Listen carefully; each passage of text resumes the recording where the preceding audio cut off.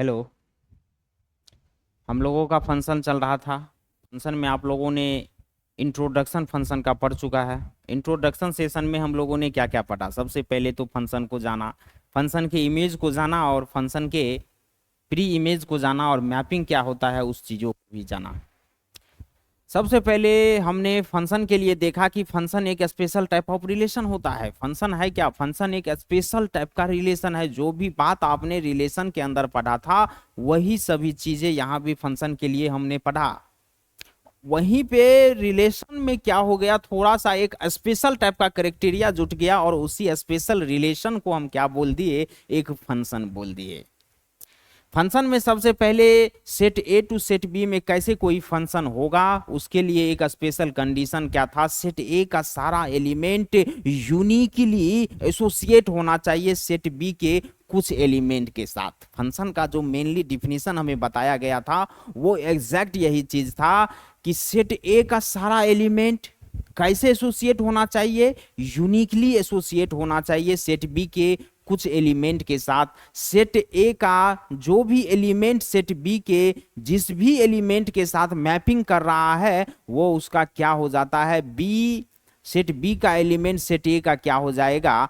Image हो जाएगा। और सेट ए क्या हो जाएगा? प्री इमेज हो जाएगा। किसका प्री इमेज हो जाएगा? जो इमेज होगा सेट ए के एलिमेंट का।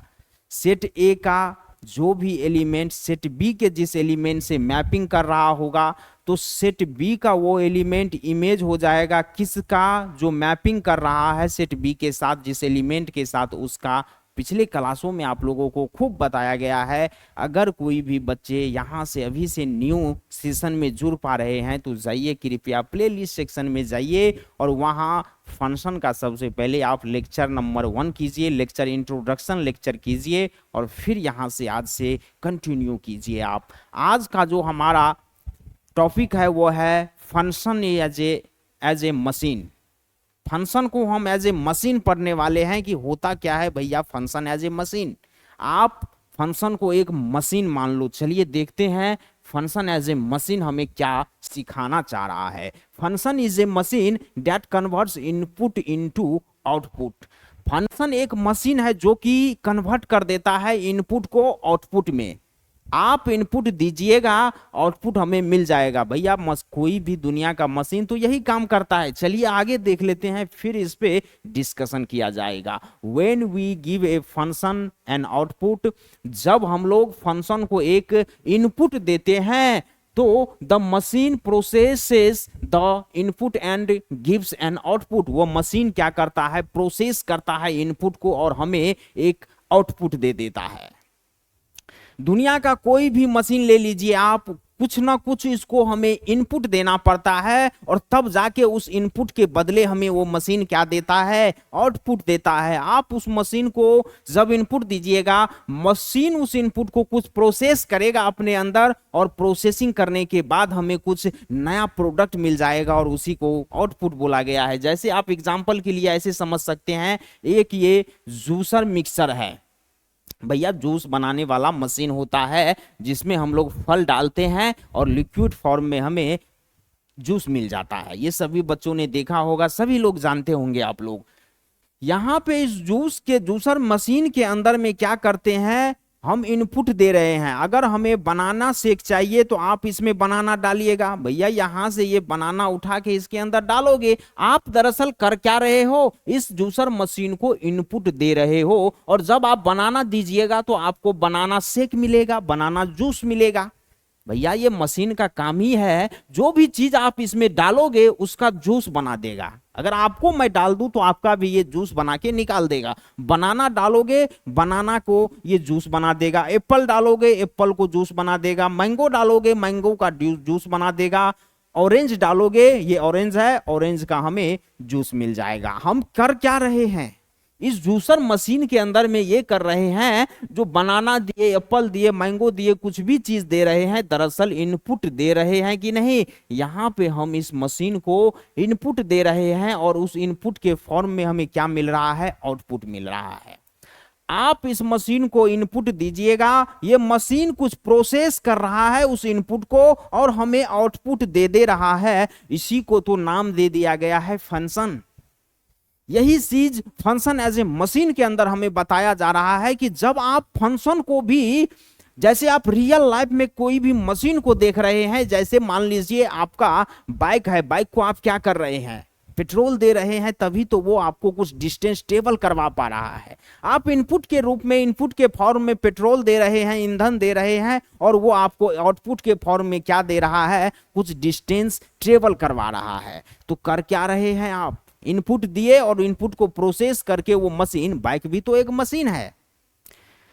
उसी तरीके से कभी भी कोई भी फंक्शन को आप इनपुट दीजिएगा और उस इनपुट के बदले आपको आउटपुट मिलते चले जाएगा। कभी भी आप माइंड सेट बना लीजिए, आज से फंक्शन में, आज से एक रिकॉर्ड तय हो गया, आज से एक न्यू लॉ हमें मिल गया कि भैया फंक्शन मतलब क्या, फंक्शन में हम इनपुट देंगे और हमें वो फंक्शन आउटपुट देते चले जाएगा। इतना समझ में आना चाहिए कि फंक्शन को एज ए मशीन क्यों बोला गया है, थोड़ा सा समझने के लिए बोला गया है कि कभी भी फंक्शन को इनपुट दोगे, मशीन भी यही कार्य कर रहा है। आप देख लीजिए, पंखा, फैन ले लेते हैं, फैन भी एक भैया मशीन ही है। आप फैन को इलेक्ट्रिसिटी दे रहे हो, मतलब इनपुट दे रहे हो, और उस इनपुट के बदले हमें फैन क्या आउटपुट दे रहा है, एयर दे रहा है कि नहीं।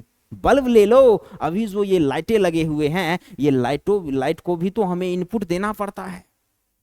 इलेक्ट्रिसिटी हम देते हैं और ये हमें लाइट एनर्जी, एक लाइटिंग दे रहा है कि नहीं आउटपुट में। तो आउटपुट में इनपुट के बदले हमें क्या मिल रहा है, लाइट मिल रहा है। चलिए सबसे पहले एक मान लीजिए ये एक मशीन है, ये मशीन है,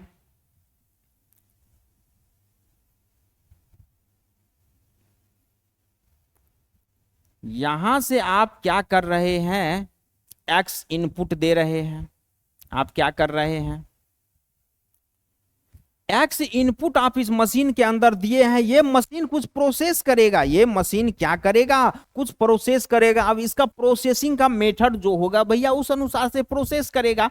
सभी मशीन में नहीं तो आप एक तरह का इनपुट दे सकते हैं, और सभी मशीन नहीं तो एक तरह का आउटपुट देगा आपको। जो उस मशीन का क्राइटेरिया है, जो उस मशीन का स्पेशलिटी है, उसी अनुसार वो, उसी के अकॉर्डिंग वो इनपुट देने पे वो उसी के अकॉर्डिंग इनपुट लेगा और उसी के अकॉर्डिंग आउटपुट देगा।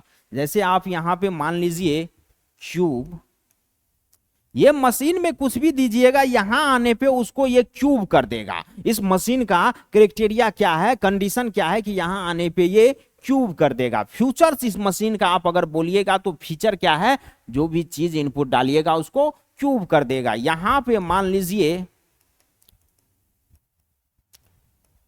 मल्टीप्लाइंग बाय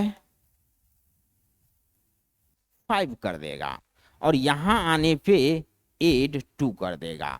इस मशीन का फीचर क्या है, जो भी इनपुट आप डालिएगा यहां आने पे उसको क्यूब कर देगा। थोड़ा सा आगे मशीन प्रोसेस करेगा, इस जगह पे आने पे मल्टीप्लाई बाय 5 कर देगा, 5 से गुना कर देगा। इस जगह पे थोड़ा और आगे जब इस मशीन के अंदर इनपुट आएगा, क्योंकि भैया उसको आउटपुट के जरिए निकलना भी तो है, तो जब वो यहां पे आएगा तो एड 2 कर देगा। अब देखते हैं इस इनपुट के बदले हमें जब ये मशीन प्रोसेस कर रहा है तो किस तरीके से आउटपुट मिल रहा है, थोड़ा सा विजुअलाइज कर लें। इनपुट आपने एक्स दिया, क्यूब करेगा, मतलब एक्स का क्यूब कर देगा, और बढ़िया से एक्स का क्यूब कर देगा। अरे यार, यहां पे आने पे क्या करेगा, मल्टीप्लाई कर देगा 5 से, जो भी चीज रहेगा तो 5x क्यूब हो जाएगा। यहां आने पे ऐड कर देगा 2 प्लस 5x क्यूब कर देगा। हमें दरअसल आउटपुट क्या मिल जाएगा, आउटपुट 2 प्लस 5x क्यूब मिल जाएगा कि नहीं मिल जाएगा। और इसी को हम fx बोल देंगे कि नहीं बोल देंगे, या y बोल सकते हैं कि नहीं बोल सकते हैं। भैया F x is equal to Y होता है, ये चीज भी अपने को आना चाहिए। और जो भी आउटपुट देगा मशीन वो क्या हो जाएगा, जो भी आउटपुट देगा हमें फंक्शन, उसको एफ एक्स बोल देंगे। दरअसल ये है क्या, ये है क्या भाई, एफ एक्स इजकल टू इतना लिए है क्या, ये फंक्शन का वैल्यू एट एक्स है कि नहीं। तो एफ एक्स इजकल टू का मतलब भी तो है, एफ एक्स को हम पहले ही इंट्रोडक्शन सेशन में ही जान चुके हैं कि एफ एक्स का मतलब क्या हो जाता है, value of function at x हो जाता है। तो f x is equal to 2 plus 5x cube हो जाएगा। इसी वे में देखिए फंक्शन जो अपना रियली मैथमेटिक्स के अंदर काम करता है वो वही यही सब काम कर रहा है। दरअसल और शॉर्ट में समझना चाह रहे हैं आप लोग, तो हम और शॉर्ट में क्या बोल सकते हैं, चलिए इसको यहां ले लेते हैं। मान लीजिए ये एक एफ है, फंक्शन मशीन है, आप एक्स दे रहे हैं इनपुट के रूप में, मशीन प्रोसेस करेगा और हमें क्या दे देगा, एफ एक्स दे देगा, f x equal to y लिख सकते हैं, और ये जो दिया उसको आउटपुट बोला जाएगा कि नहीं बोला जाएगा, ये काम कर रहा है कि नहीं कर रहा है, इसको यहां तक नोट करिए। फंक्शन एज ए मशीन किस किस को दिक्कत है कृपया कमेंट करिए, हमें लग रहा है सभी बच्चे को अच्छे तरीके से समझ में आ गया होगा, एक बार यहां तक राइट डाउन करिए, आगे बढ़ते हैं।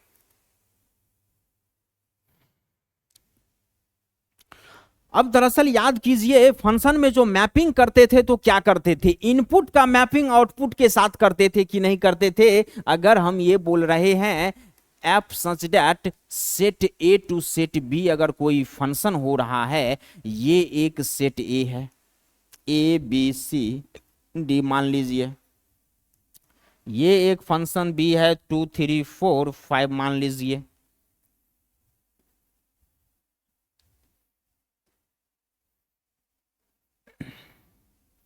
क्या ये सही में फंक्शन है? बिल्कुल फंक्शन है सर। सेट ए का सभी एलिमेंट सेट बी के किसी न किसी एलिमेंट के साथ यूनिकली एसोसिएटेड है, यूनिकली मैपिंग कर रहा है कि नहीं कर रहा है। तो ये जो फंक्शन है, मान लीजिए ये function f x is equal to y जो है, ये क्या मतलब है, इस फंक्शन को अगर f x is equal to y बोले तो जब आप एक्स के जगह पे ए दीजिएगा, इनपुट ए रखिएगा, आउटपुट 1 मिलेगा, मतलब f of 1 is equal to sorry f of a is equal to 1 मिलना चाहिए, f of a is equal to 1, मतलब सेट ए के सारे एलिमेंट को इनपुट बोला जाएगा और सेट बी के सारे एलिमेंट को, मतलब जो भी सारे एलिमेंट को सेट बी के सारे एलिमेंट को आउटपुट नहीं बोल सकते हैं। जो भी मैपिंग हो रहा है, जो भी एलिमेंट इमेज है, सिर्फ उसी को उस फंक्शन का आउटपुट बोला जाएगा। जैसे 1 ए 1 के साथ गया तो ए फंक्शन ए पे क्या मिला, हमें 1 मिला, F2 पे क्या मिलेगा, F2 पे एफ बी पे हमें 2 मिल जाएगा, एफ सी पे क्या मिल जाएगा, एफ सी पे हमें 2 मिल जाएगा, एफ डी पे हमें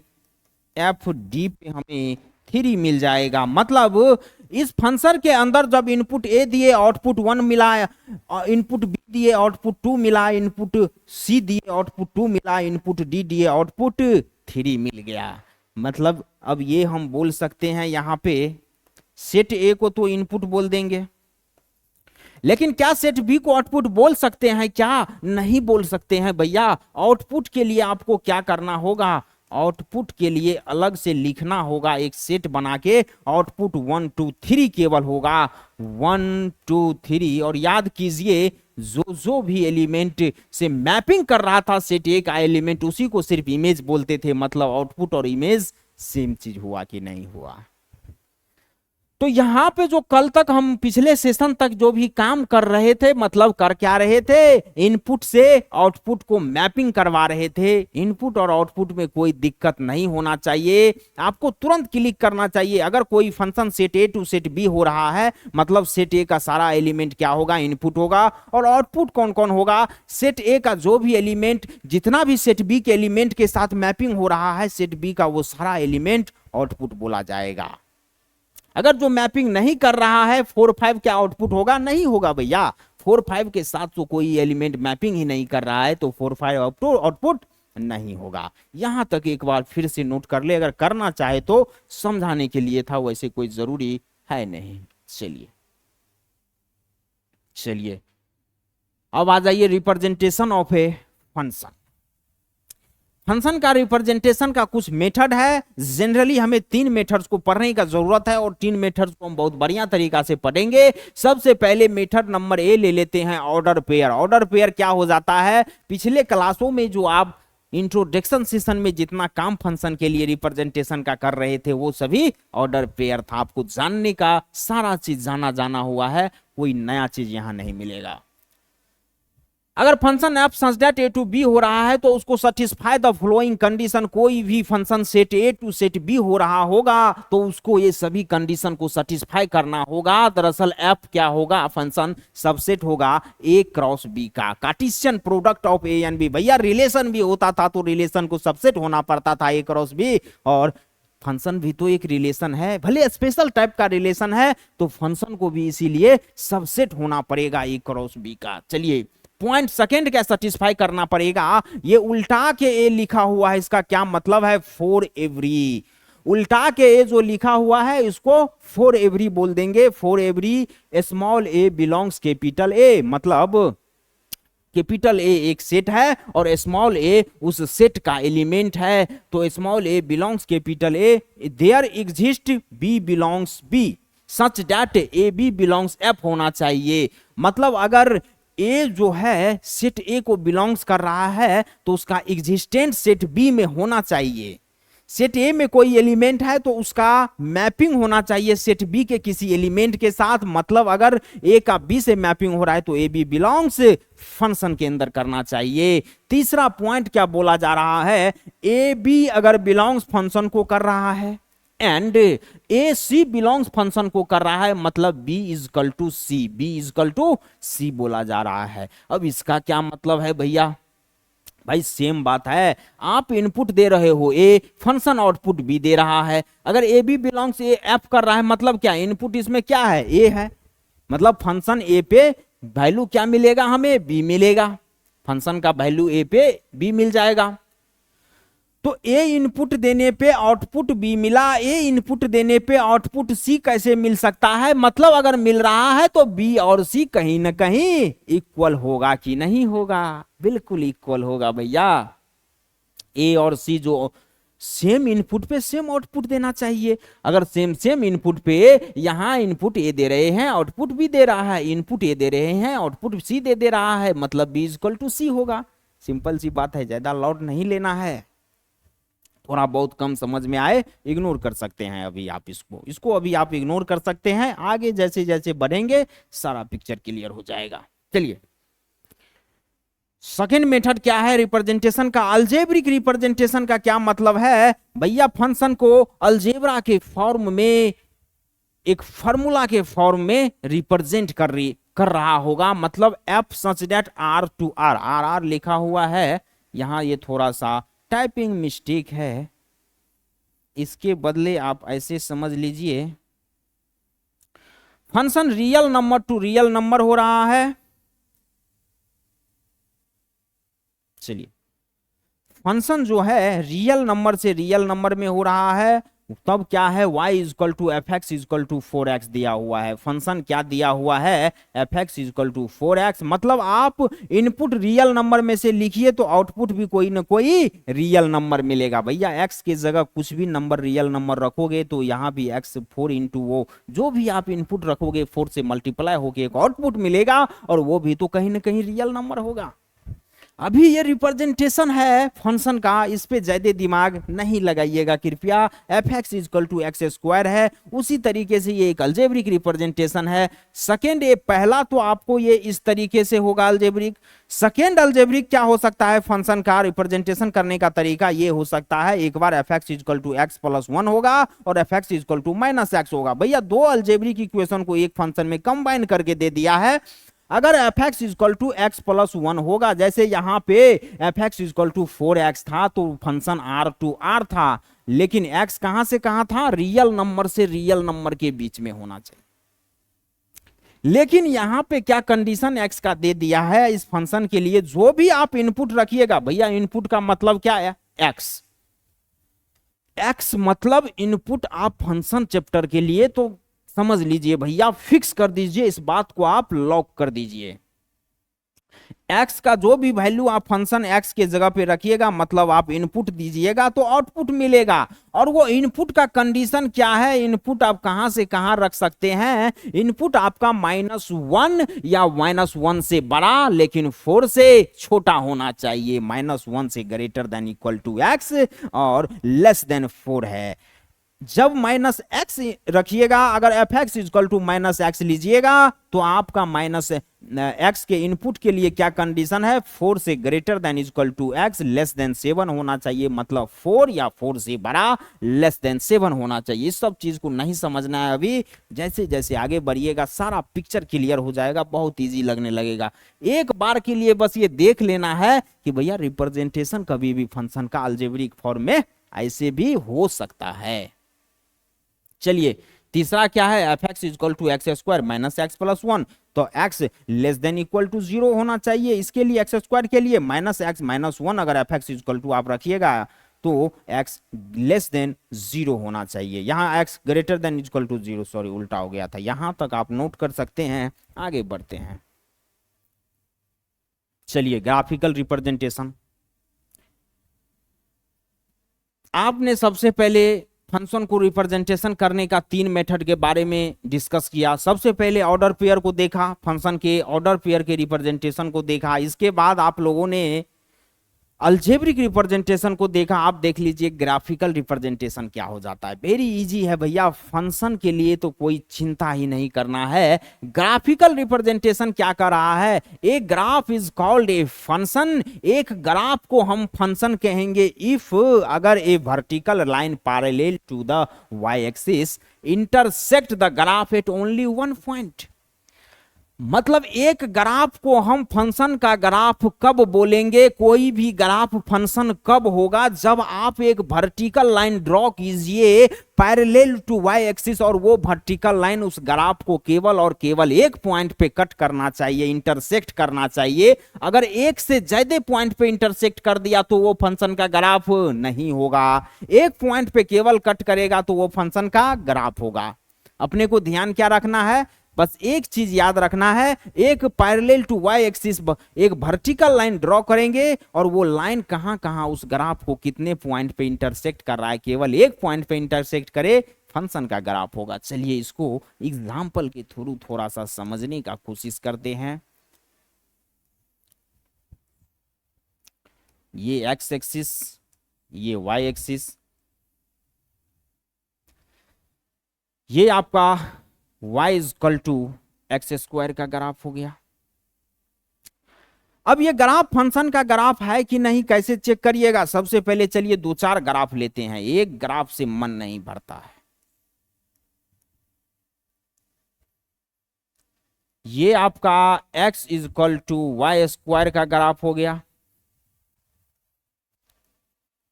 x सॉरी उल्टा y x, ये किस चीज का ग्राफ हुआ, x square is equal to y square is equal to 9।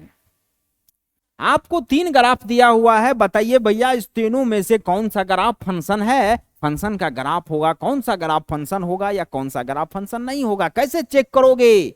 Graphical representation के लिए हमें एक मेथड दिया गया है, एक वर्टिकल लाइन आप कभी कहीं भी ड्रॉ कीजिए पैरेलल टू वाई एक्सिस। चलिए यहां ड्रॉ करते हैं, वर्टिकल लाइन एक parallel to y axis drawn किए, यहां पे फंक्शन को केवल एक पॉइंट पे इंटरसेक्ट कर रहा है। चलिए भैया इधर भी चेक कर लेते हैं, डॉट हो रहा है, यहां भी एक ही पॉइंट पे, तो ये केवल और केवल वर्टिकल लाइन एक पॉइंट पे इंटरसेक्ट कर रहा है इस ग्राफ को, मतलब ये क्या होगा, फंक्शन का ग्राफ हो जाएगा। ये ग्राफ एक फंक्शन का ग्राफ होगा। चलिए सेकेंड वाले ग्राफ में देख लेते हैं, वर्टिकल लाइन ड्रॉ करिए, वर्टिकल लाइन वाई एक्सिस के पैरेलल ड्रॉ होना चाहिए। वर्टिकल लाइन वाई एक्सिस के पैरेलल हमने ड्रॉ जब किया तो यहां पे देखिए, यहां भी और यहां भी दो दो पॉइंट पे इंटरसेक्ट कर रहा है। ये जो ग्राफ है आपका x equal to y square, ये दो दो पॉइंट पे इंटरसेक्ट कर रहा है, क्या ये ग्राफ फंक्शन होगा, नोट ए फंक्शन, फंक्शन नहीं होगा। इस ग्राफ के लिए बात कर लेते हैं, चलिए वर्टिकल लाइन वाई एक्सिस के पैरेलल ड्रॉन कीजिए और देख लीजिए क्या माजरा है। यहां आ जाइए, दो दो पॉइंट पे कट कर रहा है, एक लाइन जो है यहां और यहां, यहां यहां दोनों, note function, note a function हो जाएगा। चलिए इसको यहां तक नोट कीजिए, पॉज करके एक और ले लेते हैं। चलिए एक ग्राफ और ले लेते हैं।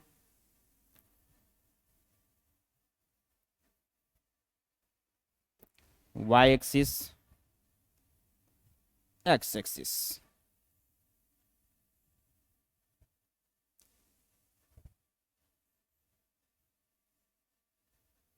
किस चीज का ग्राफ है कि ये y is equal to x cube का ग्राफ है भैया। ये क्या ये फंक्शन का ग्राफ है भैया। वर्टिकल लाइन ड्रॉ करो पैरेलल टू वाई एक्सिस, सारा चीज ओपन हो जाएगा, सारा चीज खुल जाएगा, सारा चीज दिख जाएगा। केवल और केवल वन पॉइंट पे कट कर रहा है, तो ये क्या हो जाएगा, एक फंक्शन का ग्राफ हो जाएगा। चलिए इसको भी आप नोट कर सकते हैं।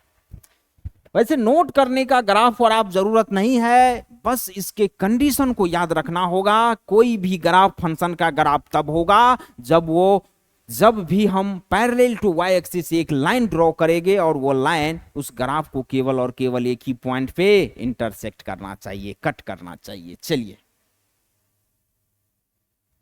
अब आ जाइए domain, codomain and range of a function.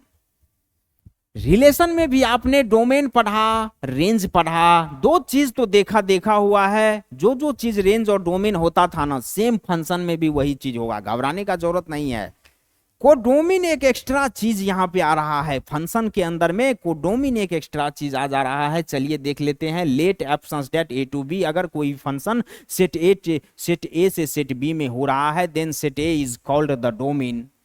भैया कोई भी रिलेशन ए टू बी हो रहा था तो सेट ए को क्या बोलते थे, सेट ए का जो भी एलिमेंट रिलेट हो रहा था, जो भी सेट बी के एलिमेंट से, तो उसको सेट ए के जो भी एलिमेंट रिलेट होता था उसको हम डोमेन बोलते थे। यहां जब function set A to B होगा तो सेट ए के सारे एलिमेंट को डोमेन बोल देंगे फंक्शन का of a function, and set B is called codomain of a function. मतलब सेट बी के सारे एलिमेंट को कोडोमेन बोला जाएगा फंक्शन का, और सेट ए के सारे एलिमेंट को डोमेन बोला जाएगा फंक्शन का। डोमेन को डोमेन क्लियर हो गया, कोई दिक्कत नहीं होना चाहिए। चलिए the set of all images is called range of F. मतलब जो भी कोई भी फंक्शन के अंदर में जो भी इमेज होता है, वो इमेज के सेट जो है, सारे इमेज के सेट को रेंज बोला जाएगा फंक्शन का। मतलब अगर कोई भी function set A to set B हो रहा है, कोई भी function set A to set B हो रहा है, सेट ए के सारे एलिमेंट को डोमेन बोल देंगे फंक्शन का। काम खत्म, क्लियर कट बात है, कोई टेंशन नहीं। फंक्शन के सेट बी के सारे एलिमेंट को डोमेन बोल देंगे फंक्शन का, कोई टेंशन नहीं। सारे इमेज के सेट को, कोई भी फंक्शन के सारे इमेज के सेट को रेंज बोल देंगे फंक्शन का, कोई दिक्कत नहीं। चलिए बात समझ में आ रहा होगा। यहां पे अगर डोमेन ऑफ एफ बोला जाएगा, प्रॉपर्टी फॉर्म में लिखोगे तो क्या होगा, एक्स सच दैट, चलिए ए बी के फॉर्म में लिखते हैं, A such that A B belongs करना चाहिए फंक्शन में। भाई डोमेन फंक्शन का क्या हो जाएगा, डोमेन हो जाएगा सेट ए का एलिमेंट। सेट ए का एलिमेंट तो ए है कि नहीं, सारा इनपुट डोमेन होगा भैया। ये भी एक तरीका है याद रखने का। और कोडोमेन क्या हो जाएगा, कोडोमेन के लिए नहीं सोचना है, छोड़िए। डोमेन और रेंज मेन अपना है। रेंज ऑफ एफ क्या हो जाएगा, रेंज ऑफ फंक्शन हो जाएगा b such that A B belongs करेगा फंक्शन को। डोमेन फंक्शन का इसको और एक चीज क्या लिख सकते हैं, ये या ए सच दैट ए और एफ ऑफ ए नहीं लिख सकते हैं क्या, अरे नहीं लिख सकते हैं क्या, ये चीज बताइए तो। B is equal to F of A नहीं लिख सकते हैं क्या, F x is equal to Y कौन नहीं जानता है। ये चीज जो छोटा चीज नहीं है भैया, इसको थोड़ा सा ध्यान रखिए, बहुत बड़ा चीज है, बहुत इंपॉर्टेंट चीज है। अगर b इजकल टू हम f ऑफ a लिख रहे हैं या b लिख रहे हैं, बात बराबर है कि नहीं। b के जगह पे a b बिलोंग्स f कर रहा है या a और b के जगह पे f of a belongs f कर दिए फंक्शन, तो कोई गड़बड़ कर दिए क्या, कोई क्राइम कर दिए क्या? कोई क्राइम नहीं किए भैया। b is equal to f of a का मतलब ही है b क्या है, फंक्शन का वैल्यू है एट a पे।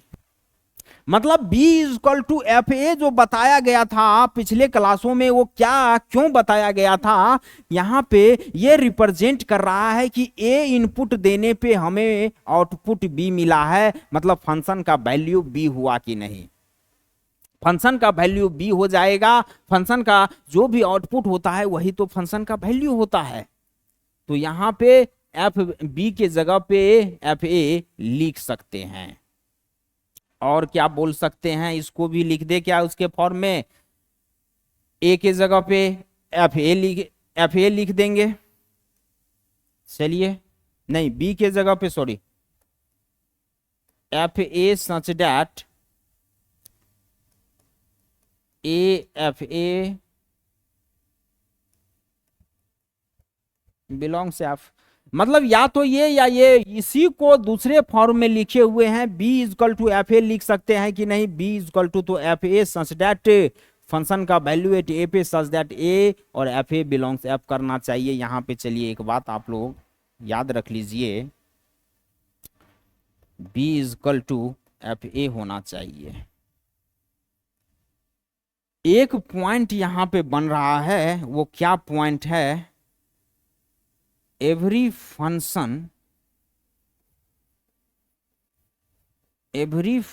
is a relation,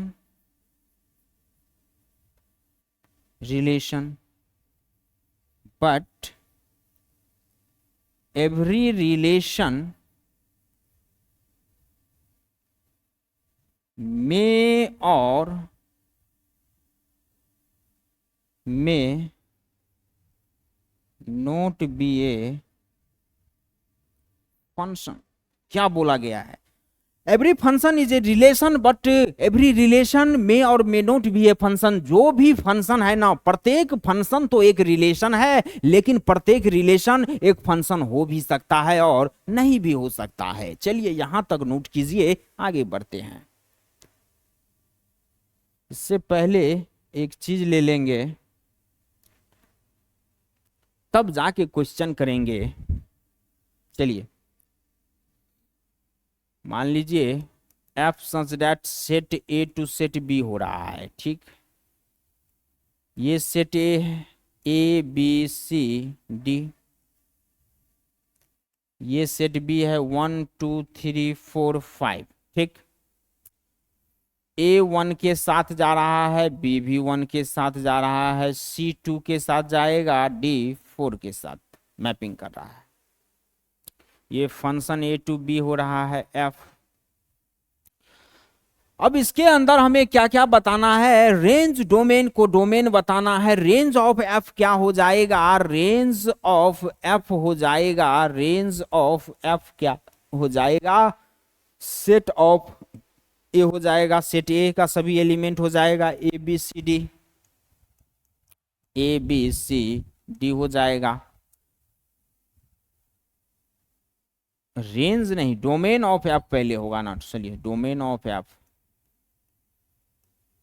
सही कर लीजिएगा, डोमेन ऑफ एफ सेट ए होगा। रेंज क्या हो जाएगा, सेट ऑफ सभी इमेजेस हो जाएगा। Range of function F images क्या होगा, सेट ए का जो भी एलिमेंट सेट ई बी के एलिमेंट के साथ मैपिंग कर रहा है वही एलिमेंट केवल इमेज होगा। तो 1 2 और 4 के साथ मैपिंग हो रहा है, तो सेट ऑफ इमेज 1 2 4 हो जाएगा। और वही क्या हो जाएगा, रेंज हो जाएगा फंक्शन का, कि नहीं हो जाएगा, एकदम हो जाएगा। को डोमेन क्या हो जाएगा, चलिए इसको भी देख लेते हैं। को डोमेन सेट बी हो जाएगा, इसके लिए कुछ नहीं सोचना है। लेकिन एक बात बताइए, रेंज फंक्शन का सबसेट होगा कि नहीं होगा कोडोमेन का? रेंज जो भी आया हुआ है, कोडोमेन तो सेट बी हो गया कि नहीं, कोडोमेन सेट बी हो जाएगा। लेकिन रेंज फंक्शन का सेट बी में से ही तो कुछ एलिमेंट होगा, कुछ इमेज होगा। तो रेंज कहीं ना कहीं फंक्शन का रेंज जो है कोडोमेन के अंदर एग्जिस्ट कर रहा है कि नहीं, तो रेंज ऑफ फंक्शन क्या हो जाएगा, सबसेट हो जाएगा कोडोमेन ऑफ फंक्शन। तो यहां पे क्या बोल देंगे, रेंज ऑफ एफ जो है सबसेट हो जाएगा कोडोमेन ऑफ एफ। ये भी आप स्टार मार्क लगा के थोड़ा सा ध्यान रख सकते हैं। इसमें इमेज कौन कौन होगा, चलिए इमेज भी बताइए, प्री इमेज भी बताइए। इमेज हो जाएगा 1 to 4, 1 to 4। प्री इमेज क्या क्या हो जाएगा, प्री इमेज तो भैया सेट ए का सारा एलिमेंट हो जाता है, ए बी सी डी हो जाएगा, ए बी सी डी हो जाएगा। Image, pre image, domain, range, codomain, कहीं कोई दिक्कत नहीं होना चाहिए। बढ़िया तरीका से समझ लीजिए, फंक्शन के किसी भी पार्ट के लिए कहीं कोई दिक्कत अपने को नहीं होना चाहिए, चाहे वो डोमेन हो, कोडोमेन हो, इमेज हो, कुछ भी हो, कोई दिक्कत नहीं। यहां तक नोट कीजिए, आगे बढ़ते हैं। चलिए क्वेश्चन ले लेते हैं। लेट ए एक सेट दिया हुआ है, बी एक सेट दिया हुआ है, be two set and f is a function from A to B. Function A to B में हो रहा है, बहुत बढ़िया बात है। तब बोला जा रहा है कंसीडर द रूल, इस रूल को कंसीडर कीजिए। F x is equal to x square दिया हुआ है, फॉर एवरी, उल्टा के ए लिखा हुआ है, फॉर एवरी बोला जाएगा, for every x belongs A.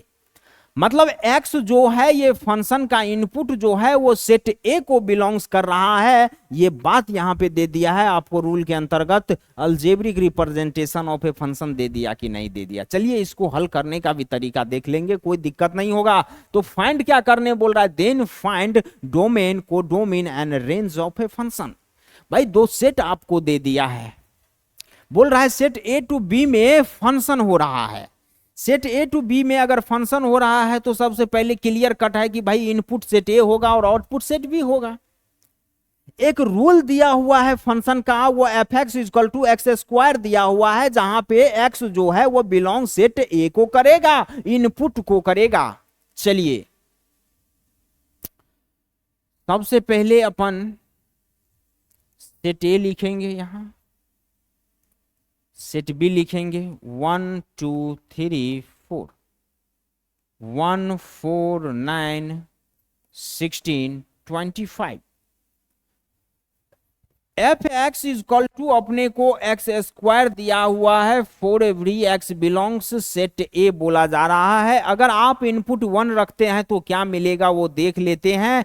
F of 1 रखने पे 1 मिल जाएगा, एफ ऑफ 2 रखने पे 4 मिलेगा, एफ ऑफ 3 रखने पे 9 मिलेगा, एफ ऑफ 4 रखने पे 16 मिलेगा। मतलब जब आप इनपुट x इजकल टू 1 रखे, x इजकल टू 2 रखे, x इजकल टू 3 रखे, x इजकल टू 4 रखे, इनपुट जब 1 2 3 4 रखे तो आउटपुट इस तरीके से मिलते गया। अब यहां पे क्या देख लेना है, एक बार मैपिंग करवा देना है। 1 का मैपिंग तो 1 के साथ हो रहा है, चलिए बहुत बढ़िया बात है। 2 का मैपिंग 4 के साथ हो रहा है, मतलब इनपुट 2 देने पे आउटपुट 4 मिल रहा है, इनपुट 3 देने पे आउटपुट 9 मिल रहा है, इनपुट 4 देने पे आउटपुट 16 मिल रहा है।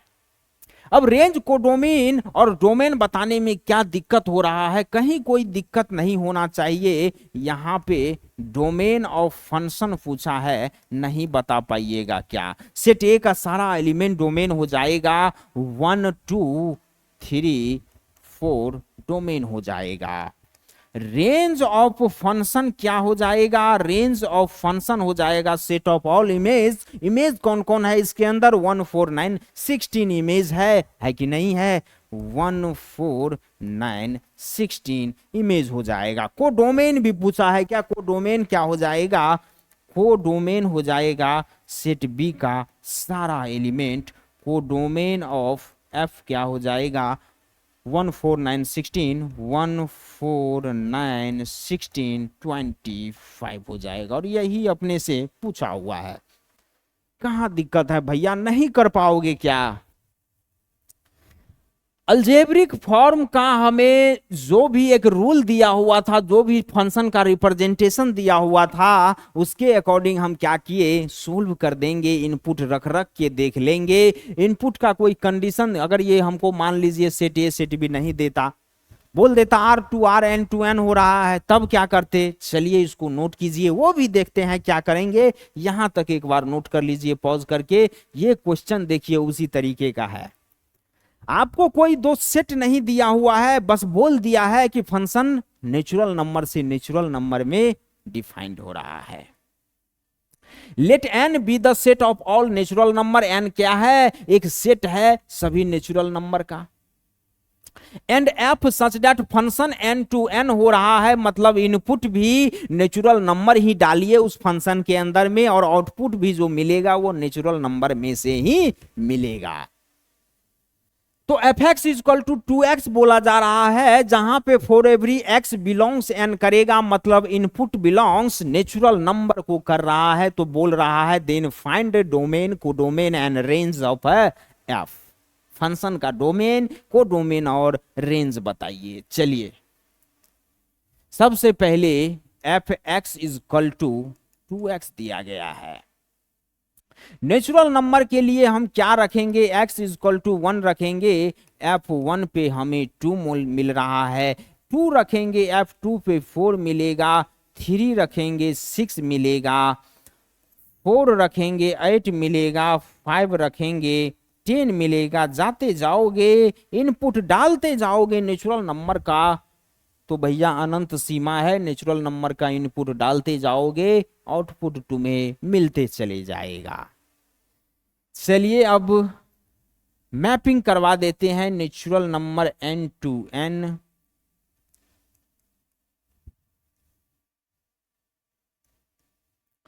वन 2 3 4 5 6, यहां 2 4 6 8 10 12 डॉट डॉट डॉट, इधर भी अगर आप लीजिएगा तो मिलते जाएगा आपको। 1 2 के साथ मैपिंग किया, 2 4 के साथ मैपिंग कर रहा है, 3 6 के साथ, 4 8 के साथ, 5 10 के साथ, 6 12 के साथ मैपिंग कर रहा है।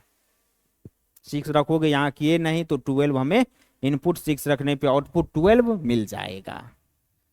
तो यहाँ पे डोमेन फंक्शन का क्या हो जाएगा भैया, डोमेन तो पहले वाला जो सेट होता है वो हो जाता है, जैसे सेट A टू B हो रहा है तो सेट A डोमेन हो जाएगा फंक्शन का।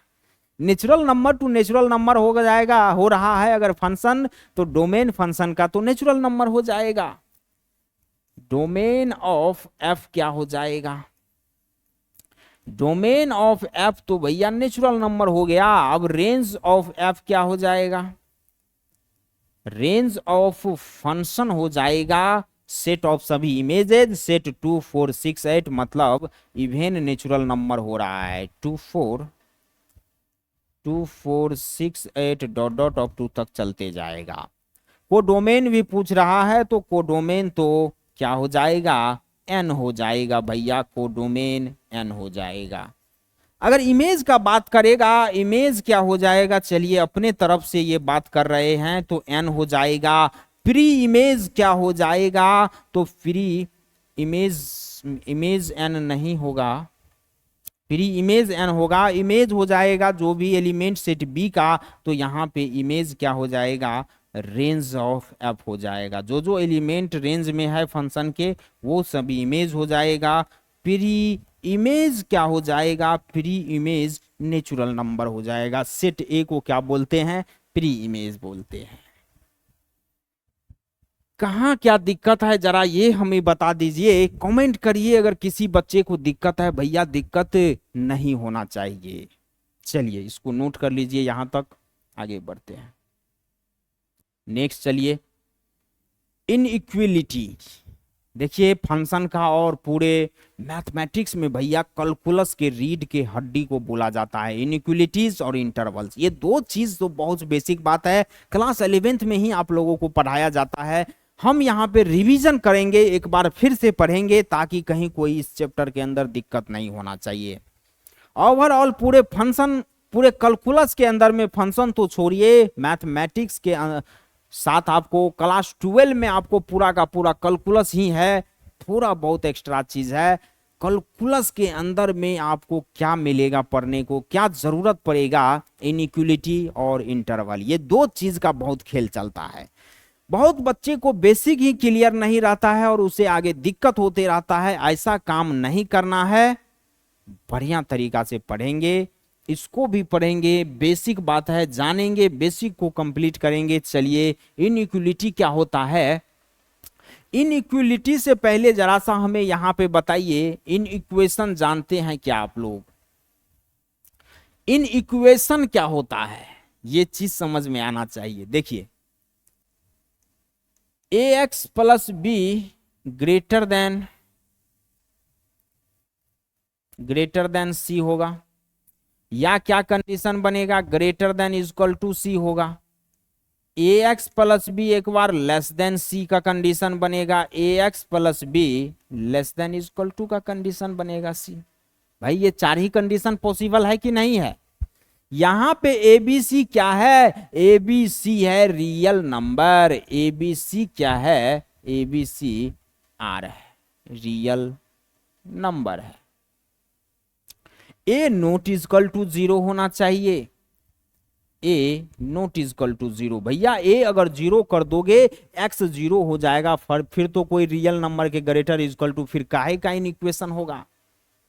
इनइक्वालिटी के लिए हमें इनइक्वेशन रहना चाहिए। इसमें इनइक्वालिटी और इनइक्वेशन कौन कौन है, ax प्लस बी और c जो है ये इनइक्वेशन है, और ये जो भी चिन्ह है, ये जो आपको दिख रहा है greater than equal to, less than equal to, ये सब क्या हो जाएगा, इनइक्वालिटी हो जाता है। इनइक्वालिटी इसी चिन्ह जब भी कोई अलजेब्रिक एक्सप्रेशन में, अलजेब्रिक एक्सप्रेशन होगा तो भैया इसके साथ होगा तो इसको इनइक्वेशन बोला जाएगा। Less than greater than equal to, greater than equal to less than equal to रहेगा, इनइक्वालिटी बोला जाएगा। चलिए अब इसको सोल्व करने का थोड़ा सा मेथड देख लेते हैं। Rules for solving an inequality. क्या रूल्स है कोई भी इनइक्वालिटी को सोल्व करने का? फर्स्ट नंबर रूल है adding the same number or expression to each side of an inequation. Inequation देखिए आ गया ना, inequation does not change the inequality.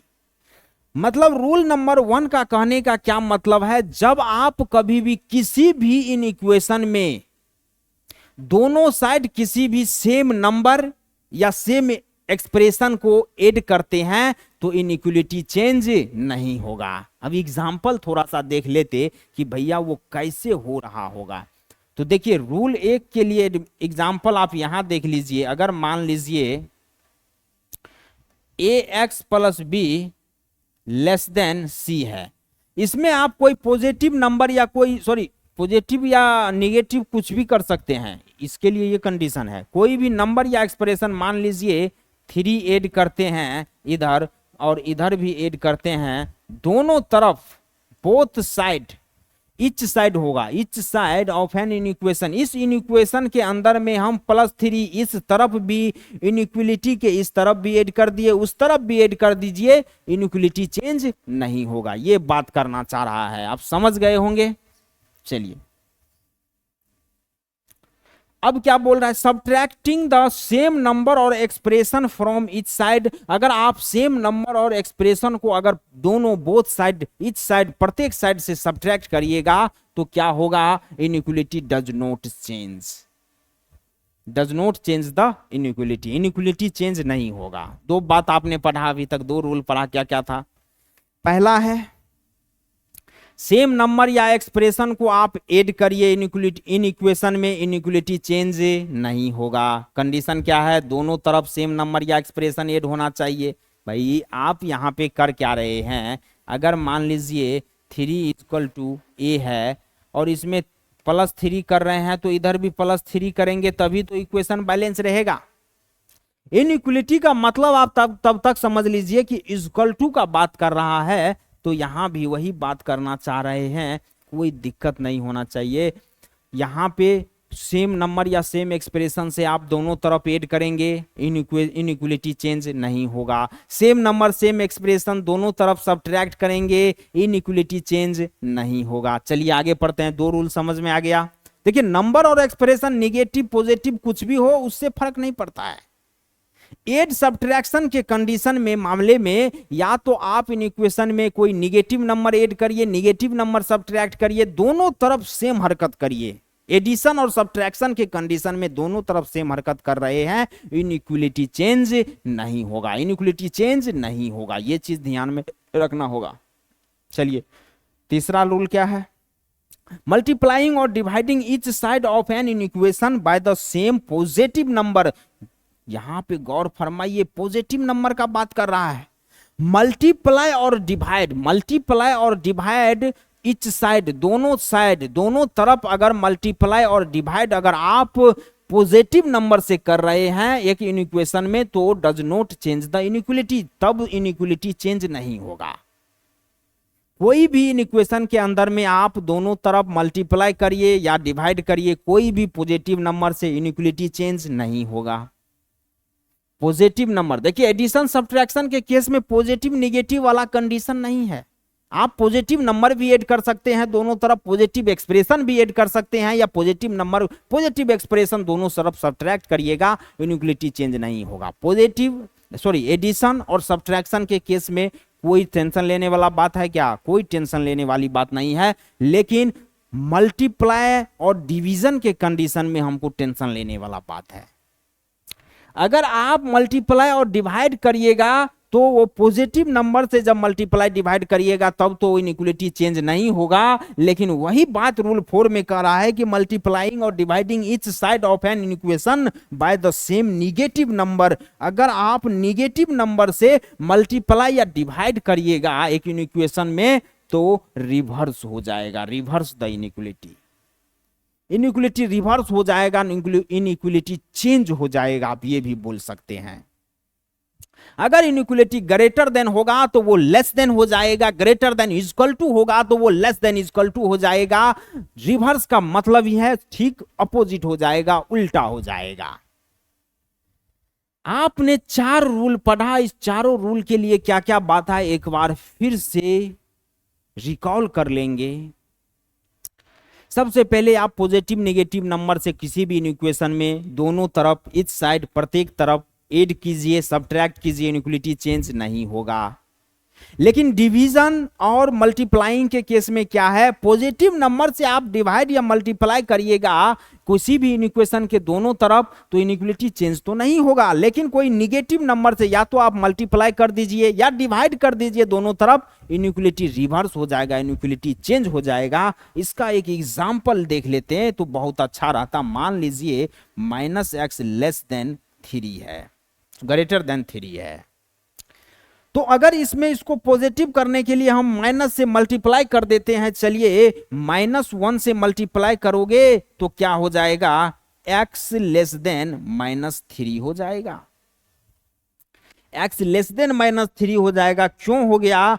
क्योंकि यहां पे मल्टीप्लाई कर दिए, मल्टीप्लाइंग बाय -1, यहां पे -1 से मल्टीप्लाई किए इस इक्वेशन के अंदर में। अगर -1 निगेटिव नंबर है ना, -1 निगेटिव नंबर से हम दोनों तरफ मल्टीप्लाई किए तो इनइक्वलिटी रिवर्स हो जाएगा, इनइक्वलिटी चेंज हो जाएगा। x ग्रेटर देन था तो x लेस देन हो गया। चलिए एक और एग्जांपल ले लेते हैं। अगर मान लीजिए 12x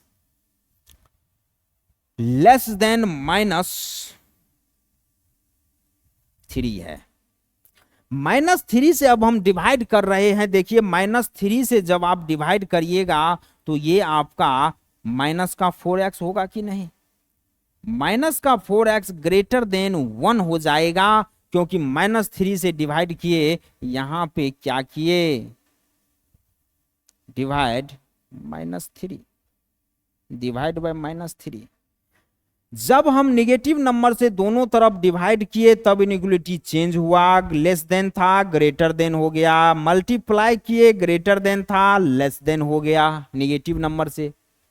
तो इनिक्वलिटी का रूल क्या है, इनिक्वलिटी सोल्व करने का बस 2-3 रूल है, मिला के कंबाइन करके अगर आप याद रखोगे तो कहीं कोई दिक्कत नहीं होगा। आपको बस इतना याद रखना है, कभी भी कोई भी निगेटिव या पॉजिटिव नंबर को सब्ट्रैक्ट करो, ऐड करो, इनिक्वलिटी चेंज नहीं होगा। बशर्ते कंडीशन क्या है, इन इक्वेशन के दोनों तरफ सेम पॉजिटिव निगेटिव नंबर से ऐड या सब्ट्रैक्ट करना होगा।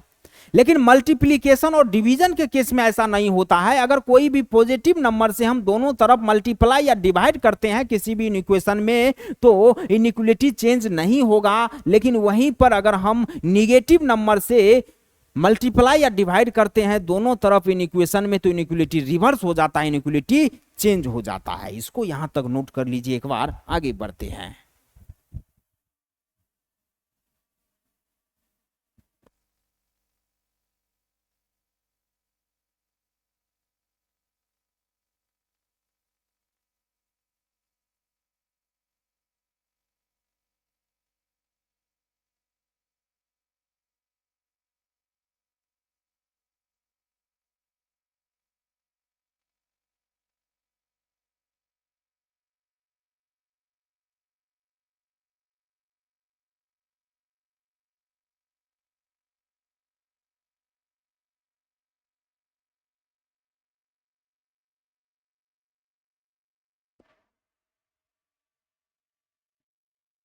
चलिए और देखिए भाई, ये रूल्स जो इनिक्वलिटी का है ना, इसको इग्नोर मत करिएगा।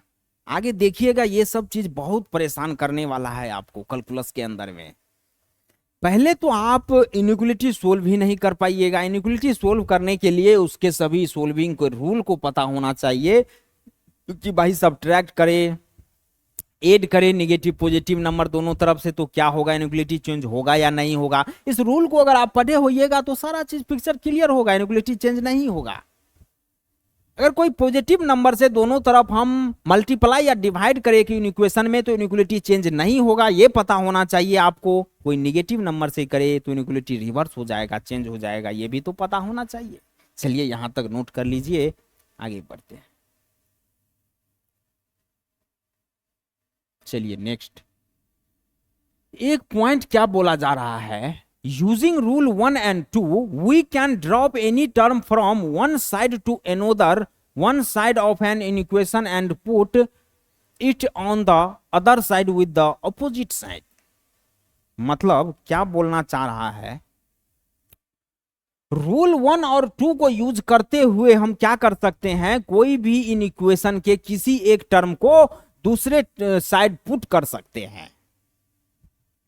कोई भी इक्वेशन में एक टर्म को किसी दूसरे साइड हम पुट कर सकते हैं, आजाद है, लेकिन अपोजिट साइन के साथ। भाई आपको ये पता होना चाहिए, ये जो एक नेक्स्ट मेथड हमें रूल बता रहा है, दरअसल आपको ये तो पता ही होगा भैया, 4x + 3 = 2 है। अगर 2 को इधर ले जाओगे तो माइनस में देना होगा, साइन उल्टा करके देते हैं।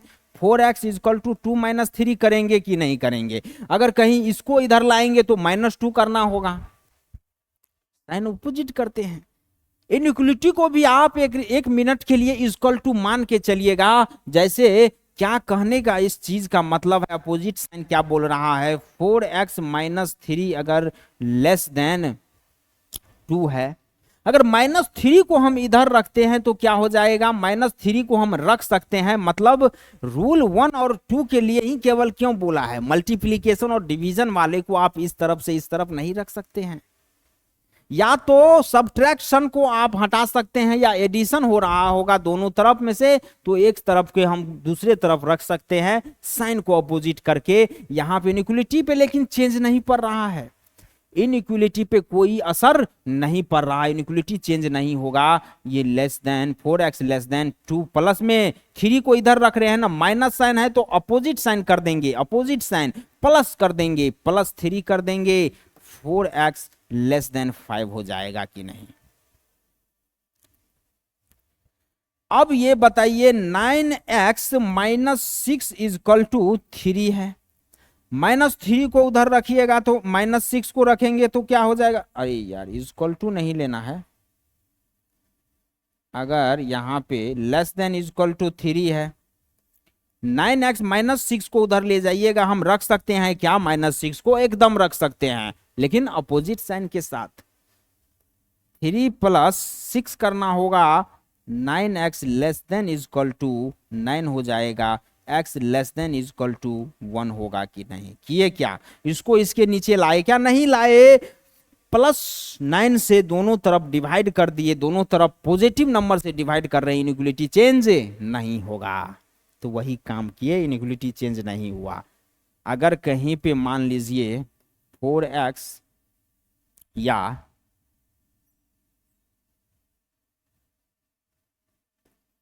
3 - 4x या +4x <= 2 है, अगर ये 4x को हम इधर रख सकते हैं, कोई भी टर्म को भैया, आप कोई भी टर्म को drop, we can drop any term, कोई भी टर्म को from one side to another side, an inequation, कोई भी इक्वेशन में कोई भी टर्म को आप एक साइड से दूसरे साइड ड्रॉप कर सकते हैं, लेकिन ड्रॉप करने के बाद put in another side with opposite side sign, इसको ड्रॉप करने के बाद हम पुट करेंगे और अपोजिट साइन के साथ पुट कर देंगे।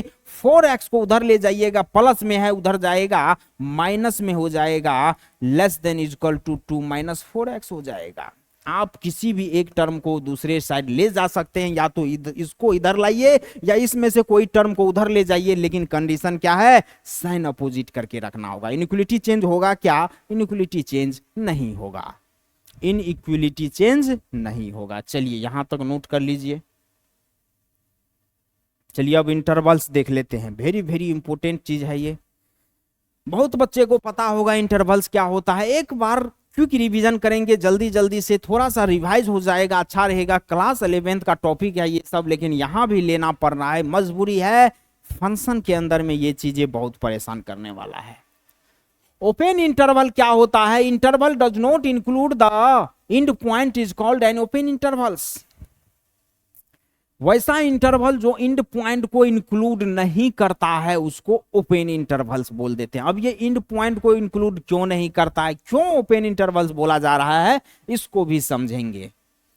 It is represented by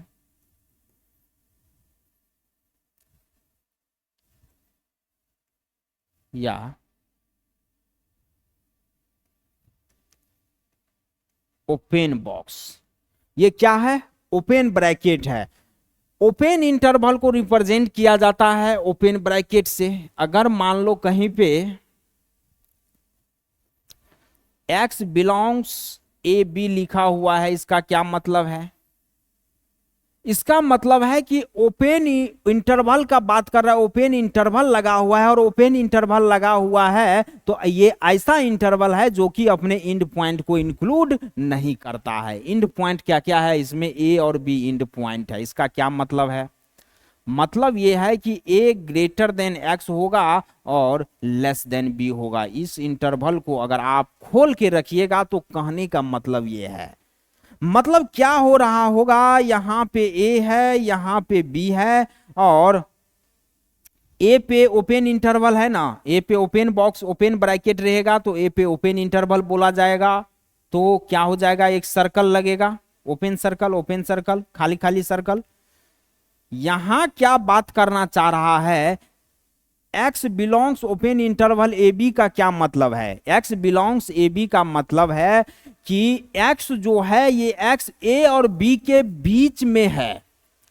x जो भी x होगा वो a और b के बीच का नंबर को रिप्रेजेंट कर रहा है, मतलब a से बड़ा है और b से छोटा है, a से तो बड़ा है b से तो छोटा है, मतलब ये वाले एरिया का बात कर रहा है, सॉरी ये वाले नंबर लाइन पे हैं तो नंबर का बात करेंगे, इतने नंबर का बात कर रहा है। ए भी नहीं लेगा, बी भी नहीं लेगा, ए और बीच के नंबर का बात करेगा कि नहीं करेगा। यहां वही चीज इनइक्वलिटी के इक्वेशन के फॉर्म में भी लिखा हुआ है, एक्स जो है ए से तो बड़ा है लेकिन बी से छोटा है। क्या एक्स ए और बी होगा, क्या नहीं होगा, एक्स क्या क्या होगा, ए और बी के बीच का नंबर होगा एक्स। ओपन इंटरवल का मतलब यही बोला जा रहा है कि ए से तो बड़ा होगा, बी से छोटा होगा, A greater than x less than B. Open interval का हमें मतलब पता होना चाहिए। एग्जाम्पल अगर हम लेते हैं, अगर आपको कभी two greater than x less than 5 बोला जाएगा तो क्या बोलिएगा उस ये क्या है भाई, इक्वल टू नहीं लगा है, ओपन इंटरवल है।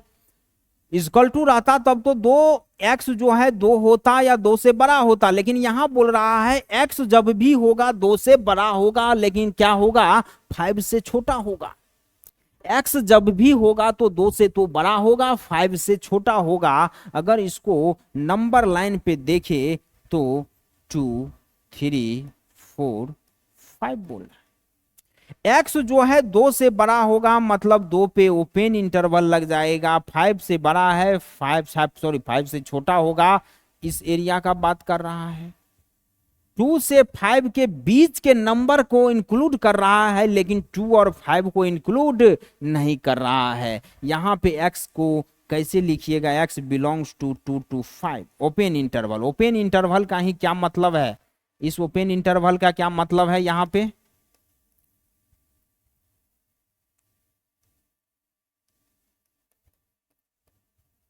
intervals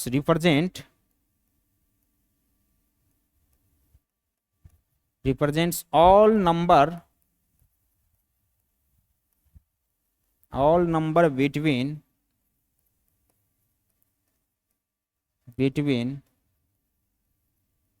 2 and 5 but not include 2 and 5। Interval यहाँ पे x बिलोंग्स टू 5 का ओपन इंटरवल का क्या मतलब है, ये इंटरवल रिप्रेजेंट कर रहा है सभी नंबर्स 2 और 5, 2 और 5 के बीच का सभी नंबर्स को रिप्रेजेंट कर रहा है, लेकिन 2 और 5 को इंक्लूड नहीं कर रहा है। यही बात हुआ इसका, देखिए इस इंटरवल का एंड पॉइंट क्या हो गया 2 और 5, यहां भी दिख रहा है एक एंड पॉइंट तो 2 हुआ, एक एंड पॉइंट 5 हुआ। भैया बीच का जो नंबर है वो तो बीच का है, दोनों साइड वाला तो एंड पॉइंट बोला जाएगा ना। तो ओपन इंटरवल के लिए भी तो डिफिनीशन वही बोल रहा है कि वो इंटरवल जो इन पॉइंट्स को इंक्लूड नहीं करता है, does not includes the in point, is called open interval. क्या दिक्कत है, बस अपने को ये थोड़ा सा मस्तिष्क खुला रखना होगा। ओपन इंटरवल का बात करें तो अपने को तुरंत क्लिक करना चाहिए कि भैया ओपन इंटरवल में इंक्लूड इन पॉइंट को नहीं करेगा। ब्रैकेट ओपन वाला होगा, ओपन इंटरवल को रिप्रेजेंट किया जाएगा ओपन ब्रैकेट से। चलिए इसको नोट कर लीजिए। क्लोज इंटरवल देख लेते हैं। Interval that includes the in points is called A close interval. वैसा इंटरवल जो कि इंड पॉइंट को इंक्लूड करता है उसको क्लोज इंटरवल बोलेंगे।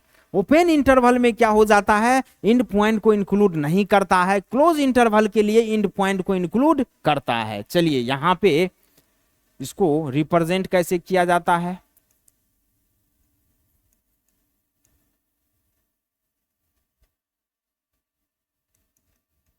Represented by close in bracket.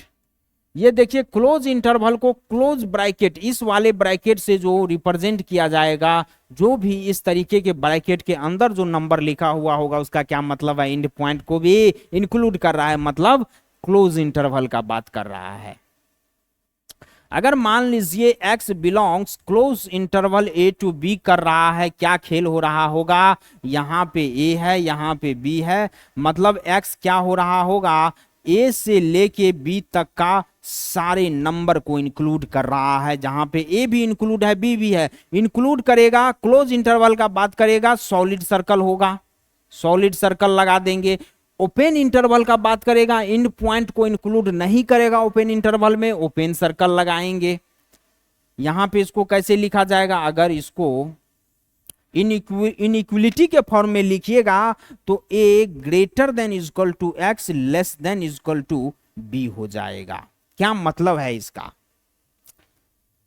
देखिए इसको क्लोज ब्रैकेट के अंदर जो भी नंबर रहेगा उसको इनइक्वलिटी के फॉर्म में, क्लोज इंटरवल को इनइक्वलिटी के फॉर्म में लिखने का ये तरीका है। मतलब a greater than a less than equal to x है और x less than equal to b है। मतलब x जो है ना वो a से बड़ा या a के बराबर होगा और बी से छोटा या बी के बराबर होगा। बी भी हो सकता है कि नहीं, ए भी हो सकता है कि नहीं, greater than is equal to है, मतलब एक्स ए भी हो सकता है या ए से बड़ा हो सकता है, एक्स बी भी हो सकता है या बी से छोटा भी हो सकता है, तभी यहां पे इंक्लूड करने का बात हो गया। और इस इक्वल टू के लिए क्लोज ब्रैकेट लगेगा, greater than is equal to हो, less than is equal to हो, क्लोज ब्रैकेट लगेगा। केवल ग्रेटर देन या लेस देन रहे, इज इक्वल टू नहीं रहे, ओपन इंटरवल, ओपन ब्रैकेट लगेगा, उसको ओपन इंटरवल बोला जाएगा।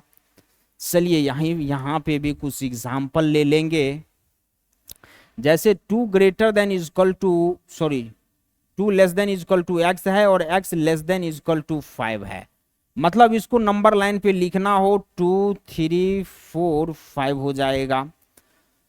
इक्वल टू है, इक्वल टू है, क्या बोलना चाह रहा है, एक्स जो है वो 2 से बड़ा या 2 के इक्वल है और 5 से छोटा या 5 के इक्वल है, लेस देन इक्वल टू 5 है, ग्रेटर देन इक्वल टू 2 है, मतलब 2 भी होगा, 2 हो सकता है क्या, 2 हो सकता है, 2 से बड़ा कहां तक, 5 तक, 5 हो सकता है क्या, इक्वल टू, लेस देन 5 से छोटा या 5 के इक्वल होगा, मतलब ये वाला रीजन का बात कर रहा है। यहाँ पे एक्स कहां से कहां बिलोंग्स कर रहा है, क्लोज इंटरवल 2 से 5 तक बिलोंग्स कर रहा है, एक्स क्लोज इंटरवल 2 से 5 तक का बात कर रहा है। समझ में आना चाहिए, कहीं कोई दिक्कत है क्या, कोई दिक्कत नहीं है।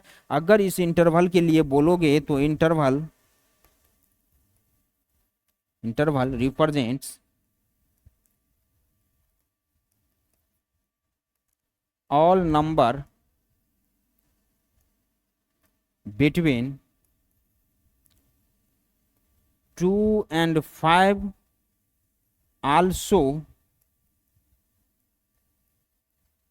also included 2 and 5।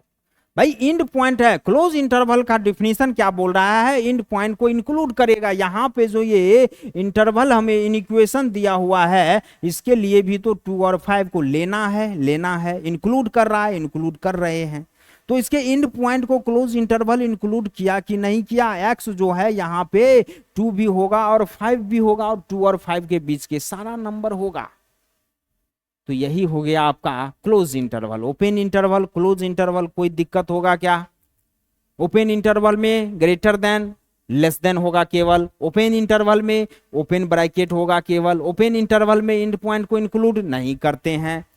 Close interval में क्या क्या हो जाएगा, क्लोज इंटरवल में greater than less than, greater than equal to, less than equal to होगा। क्लोज इंटरवल में इंड पॉइंट को इंक्लूड करेंगे, क्लोज इंटरवल को क्लोज ब्रैकेट से लिखा जाएगा।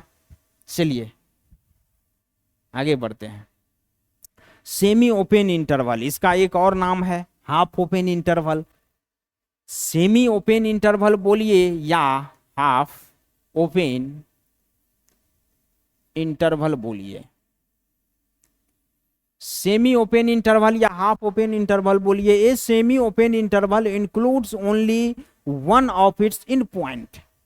एक सेमी ओपन इंटरवल इंक्लूड करता है केवल एक इंड पॉइंट को, चाहे वो पहले वाले इंड पॉइंट को इंक्लूड करे या लास्ट वाले सेकेंड वाले इंड पॉइंट को इंक्लूड करे, कोई एक इंड पॉइंट को इंक्लूड करेगा उसको सेमी ओपन इंटरवल या हाफ ओपन इंटरवल बोल देंगे। चलिए जैसे यहां पे देख लीजिए, A greater than x less than equal to B हो जाएगा, तो इसको कैसे लिखा जाएगा, अगर ब्रैकेट के फॉर्म में, भाई ए जो है लेस देन एक्स है, एक्स से छोटा है, ओपन इंटरवल ए पे लगेगा। अगर एक्स के लिए बोलोगे कि एक्स कहां से कहां बिलोंग्स कर रहा है, तो एक्स ए से बी तक बी पे क्लोज इंटरवल होगा, क्योंकि बी क्या है, B greater than equal to B है।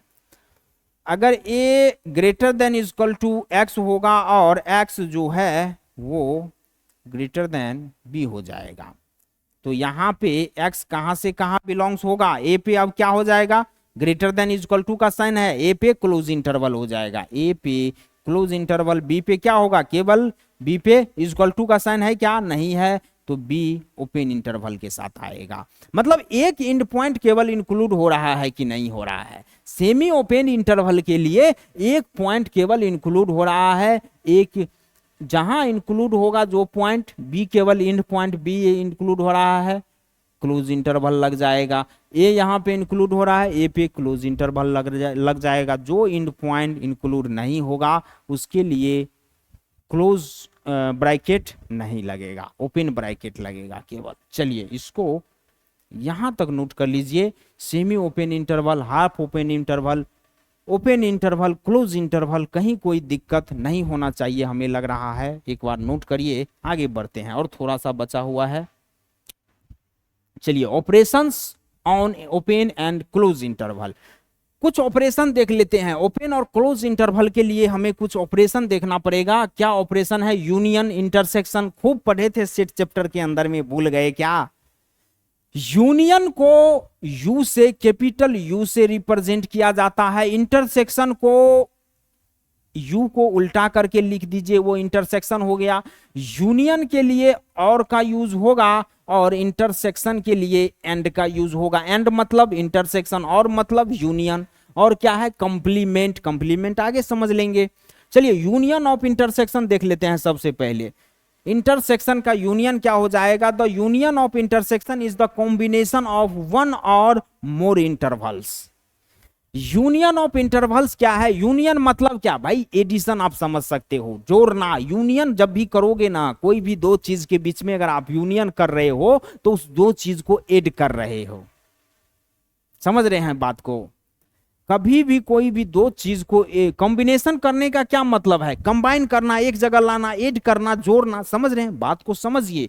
यूनियन का, यूनियन ऑफ इंटरवल्स का मतलब ही है the union of intervals is the combination of one और मोर इंटरवल्स। यूनियन ऑफ इंटरवल्स क्या है? एक प्रकार का कॉम्बिनेशन है एक या एक से ज्यादा इंटरवल्स का। चलिए यहां पे देख लेते हैं, अगर if A and B are intervals, तो A यूनियन B क्या हो जाएगा?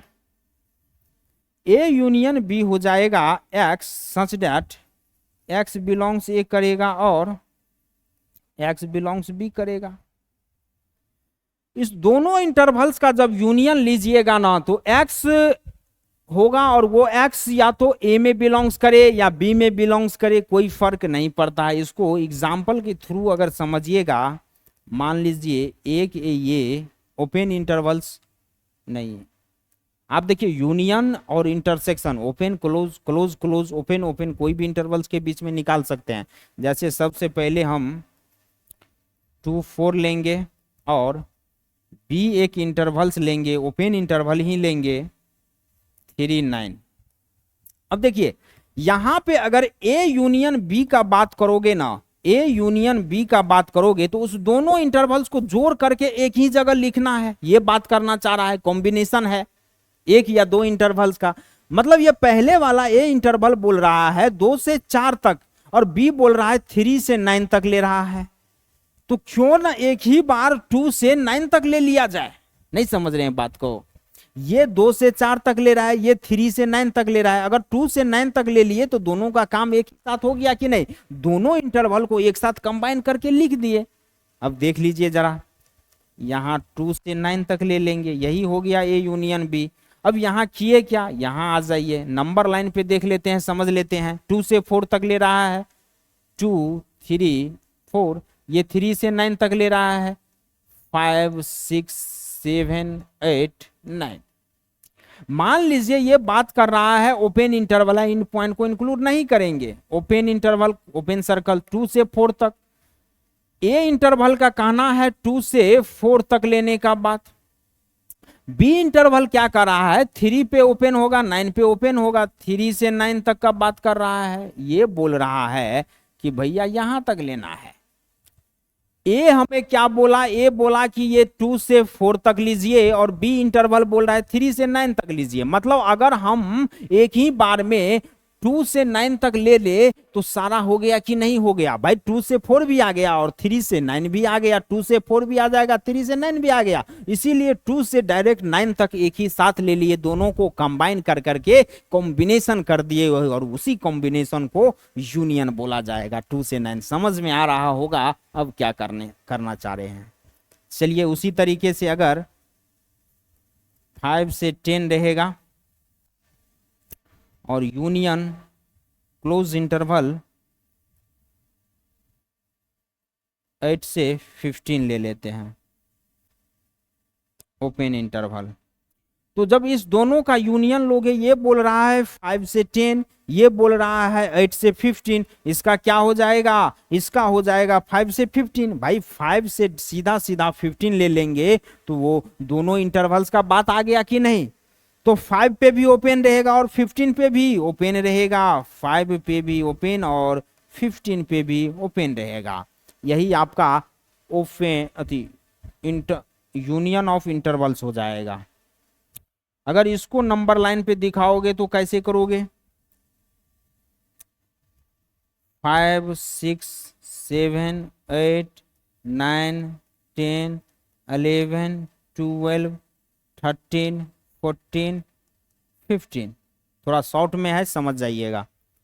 ये बोल रहा है 5 से 10, 5 पे ओपन रहेगा, 5 पे ओपन रहेगा और 10 पे ओपन रहेगा भैया। लेकिन ये बीच का सारा नंबर तो इंक्लूड हो रहा है, केवल 5 और 10 नहीं आ रहा है, 5 और 10 केवल नहीं आएगा। ये बोल रहा है 8 को इंक्लूड करना है, 8 पे क्लोज सर्कल होगा और 15 पे ओपन ब्रैकेट लगा है, ओपन इंटरवल है 15 पे, 15 ओपन होगा। ये बोल रहा है 8 to 15 करो जिसमें 8 इंक्लूड होगा।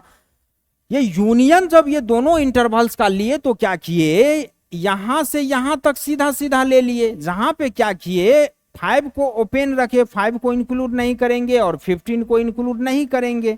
एक में क्या कर रहा है, एक में 5 से 8 तक ले रहा है, 5 से 15 डायरेक्ट लिया। अब कोई बोलेगा भैया 10 पे तो ओपन था, 10 को इंक्लूड नहीं करना था, लेकिन 5 से 10 लिए, मतलब 5 और 15 केवल नहीं हुआ 5 से 15 लेने पे, लेकिन 5 से 15 के बीच का सभी नंबर को तो इंक्लूड किए। यहां तो 10 भी इंक्लूड हो गया, सॉरी 10 भी इंक्लूड हो गया, जबकि 10 को इंक्लूड नहीं करना था इसके अकॉर्डिंग। देखिए 10 को इसके अकॉर्डिंग इंक्लूड नहीं करना था, लेकिन इस वाले इंटरवल ने तो इंक्लूड कर रखा है। जब 8 से 15 ले रहे हैं, 8 पे क्लोज इंटरवल है, 8 को तो इंक्लूड कर ही रहा है, लेकिन 15 को मान लीजिए इंक्लूड नहीं कर रहा है, लेकिन 8 से 15 के बीच के सारे नंबर को इंक्लूड कर रहा है। उस बीच में 10 भी तो आता है कि नहीं, तो इसीलिए 5 to 15 हो जाएगा। देखिए यूनियन लेते वक्त एक दो चीज का ध्यान रखिएगा, वो है यही सब चीजें, इस सभी चीजों को आपको ध्यान रखना होगा। यूनियन ऑफ इंटरवल्स करते टाइम गड़बड़ नहीं करना है, इसको यहां तक नोट कीजिए। आगे बढ़ते हैं, चलिए नेक्स्ट इंटरसेक्शन ऑफ इंटरवल्स क्या हो जाएगा, चलिए देख लेते हैं। The intersection of intervals is the common of 2 और मोर इंटरवल्स। मतलब इंटरसेक्शन ऑफ इंटरवल्स में कॉम्बिनेशन नहीं करेंगे, कॉमन है, एक या एक से ज्यादा इंटरवल्स में जो कॉमन पार्ट है, उस कॉमन पार्ट को जब लिख देंगे एक जगह तो वही इंटरसेक्शन ऑफ इंटरवल्स हो जाएगा। मतलब से इंटरवल ए में भी होना चाहिए और इंटरवल बी में भी होना चाहिए, और उतने पार्ट में जो कॉमन होगा, जो दोनों में प्रेजेंट होगा, जो दोनों में मिलेगा, उसी पार्ट को हम इंटरसेक्शन ऑफ इंटरवल्स बोलते हैं। चलिए, if A and B two intervals तो ए इंटरसेक्शन बी क्या हो जाएगा, ए इंटरसेक्शन बी एक्स होगा such that x belongs A and x belongs B. Intersection के लिए एंड का यूज होता है, आप लोगों को पता होगा। ए इंटरसेक्शन बी एक्स होगा सच दैट जहां पे एक्स सेट ए को, सॉरी एक्स जो है इंटरवल ए को बिलोंग्स करेगा और वो एक्स इंटरवल बी को भी बिलोंग्स करना चाहिए। ये और ये दोनों कंडीशन जब होगा तभी वो एक्स हम इंटरसेक्शन के अंदर में लेंगे। ए इंटरसेक्शन भी लिया जाएगा। चलिए एग्जाम्पल ले लेते हैं। अगर A is equal to close interval 7 9 है और बी एक इंटरवल है क्लोज इंटरवल 5 से 10 है, तो इसका अगर आप ए इंटरसेक्शन बी लीजिएगा तो क्या करिएगा, दोनों में कॉमन पार्ट लेना है भैया, यूनियन मत कर देना, कॉम्बिनेशन मत कर देना, दोनों में कॉमन पार्ट लेके करेंगे कि नहीं करेंगे इंटरसेक्शन। दोनों का कॉमन पार्ट क्या हो जाएगा, दोनों का कॉमन पार्ट 7 से 9 ये ले रहा है, 5 to 10 ले रहा है ये, मतलब कॉमन पार्ट क्या हो जाएगा, कॉमन पार्ट हो जाएगा 5 से 9, 5 से 9 कॉमन पार्ट हो जाएगा और वो भी क्लोज इंटरवल हो जाएगा 5 to 9 क्लोज इंटरवल। कैसे क्लोज इंटरवल हुआ ये देख लीजिए, 7 to 9 ले रहे हैं, 7 8 9 10 टूक जाइए,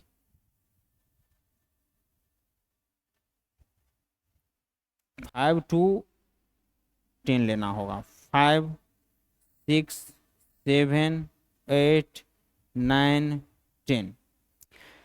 पहले वाला क्या बोल रहा है, 7 to 9 लेना है, मतलब 7 से 9 लेना है। सेकेंड वाला बोल रहा है 5 to 10 लेना है, 5 to 10 लेना है, ये बोल रहा है यहां तक लेना है। भाई क्लोज इंटरवल है तो क्लोज सर्कल होगा, इंक्लूड होगा इन पॉइंट। अब ये दोनों में कॉमन पार्ट कौन है, देखिए इतना कॉमन पार्ट मिल रहा है कि नहीं, इतना कॉमन पार्ट मिल रहा है, मतलब 7 to 9 होगा, गड़बड़ हो चुका है। इंटरसेक्शन क्या हो जाएगा, इंटरसेक्शन हो जाएगा 7 to 9। देखिए करके देखा, अब देखना पड़ता है भाई, 7 to 9 कॉमन पार्ट जो भी होगा वही उसका इंटरसेक्शन हो जाएगा। जैसे आप यहां ये देख सकते हैं, एक और तरीका है, मान लीजिए 4 to 9 intersection close interval 5 to 15 open interval. अब इसका इंटरसेक्शन क्या हो जाएगा, तुरंत लाइन ड्रॉ कर लेंगे, लाइन ड्रॉ करिए, नंबर लाइन पे नंबर बैठाइए, 4 to 15 लीजिए, 4 5 6 7 8 9 10 11 12 13 14 15 हो जाएगा। ये बोल रहा है 4 to 9, 4 पे ओपन रहेगा, 4 को इंक्लूड नहीं करना है और 9 तक रहेगा। भाई करके देख लेंगे, नंबर लाइन पे जो कॉमन पार्ट आएगा वो इंटरसेक्शन हो जाएगा। 5 to 15 5 पे इंक्लूड करना है, 5 को इंक्लूड करना है और 15 पे ओपन रखना है। 15 पे ओपन ब्रैकेट है, ओपन इंटरवल है भैया, यहाँ इतना बोला जा रहा है, मतलब कॉमन पार्ट क्या हो गया, जो दोनों में आ रहा है, दोनों में इतना आ रहा है, ये वाला रीजन। जहां पे 5 को इंक्लूड करना है, देखिए 4 से 9 तक में 5 आ रहा था कि नहीं, 4 से 9 का क्या मतलब है, 4 से 9 का मतलब है 4 और 9 इन पॉइंट केवल ओपन इंटरवल के वजह से इंक्लूड नहीं होगा, लेकिन 4 और 9 के बीच का सारा नंबर इंक्लूड होगा। तो 4 से 9 में तो 5 इंक्लूड हो जाएगा, 5 जबकि इंक्लूड कर रहा है, 5 क्लोज इंटरवल है, और 5 से 9 तक का बात कर रहा है, 5 से 9 पे ओपन इंटरवल है, तो अपने को भी ओपन रखना होगा। कॉमन पार्ट 5 से 9 होगा केवल, 5 पे क्लोज इंटरवल और 9 पे ओपन इंटरवल, ये हो जाएगा इंटरसेक्शन। कभी भी दो इंटरवल्स का इंटरसेक्शन कैसे निकाल रहे हैं आपको दिख रहा है सामने, कहीं कोई दिक्कत नहीं होना चाहिए क्वेश्चन करते वक्त। कॉमन पार्ट लेना है भैया, इंटरसेक्शन का मतलब ही है कॉमन पार्ट। यही अगर यूनियन बोलेगा इसके लिए, तो इसके लिए तो यूनियन 4 to 15 एक बार में कर देंगे, 4 पे भी ओपन 15 पे भी ओपन, 4 to 15 एक साथ कर देंगे। कहीं कोई दिक्कत है क्या, कोई दिक्कत नहीं होना चाहिए, इसको भी नोट कीजिए। यहां तक आगे बढ़ते हैं, चलिए नेक्स्ट, कंप्लीमेंट ऑफ इंटरवल्स क्या है, चलिए देख लेते हैं। Complement of intervals, the complement of an intervals is the interval. Complement of an interval क्या है, एक प्रकार का इंटरवल ही है। इंटरवल कैसा है, of all real numbers that are not in the intervals. Complement of intervals एक प्रकार का इंटरवल्स है और वो सभी रियल नंबर का है जो कि इंटरवल्स में प्रेजेंट नहीं है। भाई कोई इंटरवल होगा, उस इंटरवल में कहीं से कहीं तक के पॉइंट को इंक्लूड कर रहा होगा, तो उसी इंटरवल का कंप्लीमेंट ऑफ इंटरवल क्या हो जाएगा कि वो सभी रियल नंबर होगा जो कि उसमें उस इंटरवल में प्रेजेंट नहीं है। जो प्रेजेंट है उसको छोड़ के बाकी जो भी रियल नंबर बचता है वो सभी रियल नंबर को कंप्लीमेंट ऑफ इंटरवल के अंदर रखा जाएगा। जैसे देख लीजिए, अगर if a is a interval, a is an interval, sorry, a is an interval, तो complement of intervals A dice हो जाएगा, ठीक है। और ए डाइस क्या हो जाएगा, x such that x not belongs A, x real number है, मतलब ऐसा एक्स होगा, कंप्लीमेंट ऑफ इंटरवल्स ऐसा एक्स होगा जो कि वो एक्स इंटरवल ए में नहीं बिलोंग्स कर रहा होगा। चलिए एग्जाम्पल के मदद से थोड़ा और समझ लेते हैं। अगर मान लीजिए a इक्वल टू एक इंटरवल है 2 से 3 क्लोज इंटरवल, तो a dice complement of interval क्या हो जाएगा, मतलब a जो है ये 2 से 3 ले रहा है, 2 और 3 को इंक्लूड कर रहा है, 2 से 3 तक के सारे नंबर को ये a इंटरवल क्या कर रहा है, इंक्लूड कर रहा है।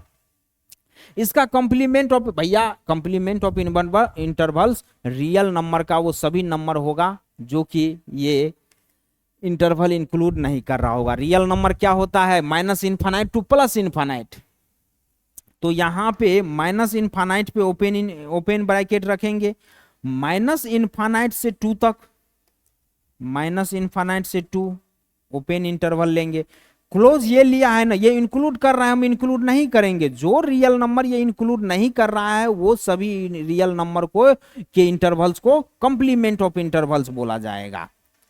यूनियन 3 से प्लस इनफाइनाइट ये हो जाएगा कंप्लीमेंट ऑफ इंटरवल्स। मान लीजिए ये b इक्वल टू 5 से 8 बोल रहा है, 5 पे क्लोज ब्रैकेट है, सेमी ओपन इंटरवल है, ये हाफ ओपन इंटरवल, एक इन पॉइंट इंक्लूड है, केवल एक नहीं है। 5 पे इंक्लूड कर रहा है, 8 को इंक्लूड नहीं कर रहा है, तो बी डैश क्या हो जाएगा, बी डैश मतलब complement of interval B. Complement of interval B हो जाएगा माइनस इनफाइनाइट से 5 तक। 5 को क्या इंक्लूड करेंगे, ये इंक्लूड किया है अपन नहीं करेंगे, ओपन इंटरवल रखेंगे। यूनियन 8 से इनफाइनाइट तक लेंगे, क्या 8 को इंक्लूड करना है, 8 को ये नहीं ले रहा है, इंक्लूड नहीं कर रहा है। 8 पे ओपन इंटरवल है मतलब 8 को ए इंटरवल इंक्लूड बी इंटरवल नहीं कर रहा है, तो अपन यहाँ पे इसको इंक्लूड करेंगे 8 से प्लस इनफाइनाइट तक। ये हो जाएगा कंप्लीमेंट ऑफ इंटरवल्स। आपको समझ में आ रहा होगा कि क्या बात करना चाह रहे हैं। मान लीजिए नंबर लाइन पे देखिएगा, माइनस इनफाइनाइट से प्लस इनफाइनाइट तक बात करते हैं। यहां से कुछ नंबर होगा, यहां आने पे 5 6 8 कहीं यहां आ रहा होगा और कुछ नंबर इधर होगा। ये बी क्या बोल रहा है, बी बोल रहा है 5 को इंक्लूड करिए और 5 से 8 तक में 8 को इंक्लूड नहीं करना है। मतलब इंटरवल बी के अकॉर्डिंग अगर बात करोगे आप तो 5 greater than equal to x लेकिन लेस देन 8 होना चाहिए, ये बात कर रहा है। 5 से तो बड़ा होगा इंटरवल बी लेकिन 8 से छोटा होगा, 5 भी हो सकता है, इसीलिए 5 पे क्लोज सर्कल लगा हुआ है, यहां पे ओपन सर्कल है 8 पे। तो ये जो रियल नंबर माइनस इनफाइनाइट से प्लस इनफाइनाइट तक है, ये जितना सेट इंटरवल बी में इंक्लूड है उस सभी को छोड़ करके बाकी जो भी रियल नंबर बचता है ना वो सभी कंप्लीमेंट ऑफ इंटरवल बी हो जाएगा। बाकी सभी कितना से कितना बचता है भैया, माइनस इनफाइनाइट से 5 तक, 5 को इंक्लूड नहीं करना है ये क्योंकि कर रखा है, तो 5 पे ओपन इंटरवल ले लिए, ओपन ब्रैकेट ले लिए। यूनियन और 8 को ये क्या कर रहा है, ओपन सर्कल है, 8 को इंक्लूड नहीं कर रहा है, ओपन ब्रैकेट है, तो 8 पे क्लोज इंटरवल ले लेंगे, इंक्लूड करेंगे अपन क्योंकि ये नहीं ले रहा है, ये जो नहीं ले रहा है वही सब तो कंप्लीमेंट होगा। तो ये 8 से इनफाइनाइट तक ले लिया क्योंकि ये रियल नंबर इंक्लूड नहीं है।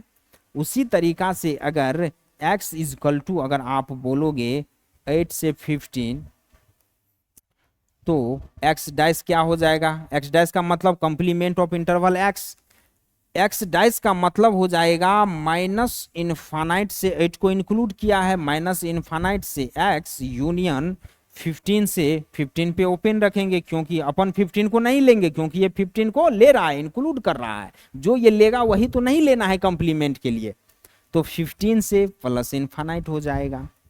अगर मान लीजिए y is equal to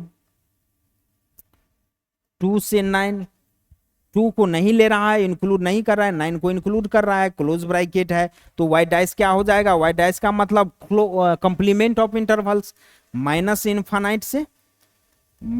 infinite से 2 तक, लेकिन 2 को ये इंक्लूड नहीं किया, अपन क्या करेंगे 2 को इंक्लूड करेंगे, और 2 को इंक्लूड करेंगे तो 2 पे क्लोज इंटरवल लग जाएगा, 2 पे क्लोज ब्रैकेट लग जाएगा, यूनियन 9 को ये इंक्लूड कर रखा है तो अपन 9 को इंक्लूड नहीं करेंगे, 9 पे ओपन इंटरवल लग जाएगा 9 से प्लस इनफाइनाइट तक। कॉम्प्लीमेंट ऑफ इंटरवल्स कुछ नहीं है, वेरी इजी चीज है, कहीं कोई दिक्कत नहीं होना चाहिए। चलिए आज के क्लास को यहीं तक रखेंगे। ये आपका inequality, intervals, domain, range, function as a machine, ये सभी चीजें आपने आज के सेशन में पढ़ा। चलिए पढ़ते रहिए, मुस्कुराते रहिए, कहीं कोई दिक्कत नहीं होना चाहिए। नेक्स्ट सेशन में मिलते हैं। चलिए बढ़िया तरीका से पढ़िए, इसको रिवीजन कीजिए, अभी जो आपने पढ़ा, जो नोट्स बनाया उसको अच्छा तरीका से रिवाइज कीजिए, एक बार रिवीजन कीजिए, देखते रहिए, क्या मजा आ जाएगा। आगे भी सेशन अटेंड करिए, जरूर करिए, बहुत बढ़िया तरीका से पूरा का पूरा फंक्शन को आप लोगों को पढ़ाया जाएगा, कहीं कोई दिक्कत नहीं होने वाला है। धन्यवाद, मिलते हैं नेक्स्ट सेशन में।